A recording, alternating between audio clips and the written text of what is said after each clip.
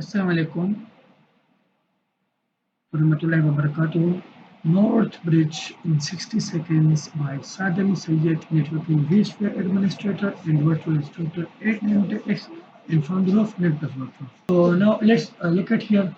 So the NorthBridge is a component on a computer's motherboard that connects the CPU central processing unit to high-speed components like the memory, RAM, and graphics card GPU. It acts as a bridge facilitating communication between the CPU and those peripheral devices. The North Bridge helps improve performance by ensuring efficient data transfer and reducing latency, making it an essential part of the computer's architecture.